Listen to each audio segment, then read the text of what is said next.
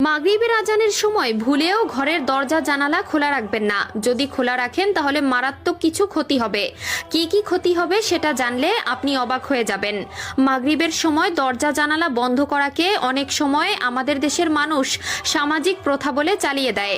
আসলে এটি কোনো সামাজিক প্রথা নয়, এটি মহানবী সাল্লাল্লাহু আলাইহি ওয়াসাল্লাম নানান ধরনের হাদিসের মধ্যে বলে গেছেন। কিন্তু বর্তমানের কিছু মানুষ রাসূলুল্লাহ সাল্লাল্লাহু আলাইহি ওয়াসাল্লামের বলা হাদিসগুলোকে বলে সামাজিক প্রথা। আবার সামাজিকভাবে যেই কুসংস্কারগুলো সৃষ্টি হয় সেগুলোকে বলে হাদিস থেকে এসেছে, নাউজুবিল্লাহ। তাই ভুলেও আজ থেকে কেউ মাগরিবের আজানের সময় দরজা জানালা খুলে রাখবেন না।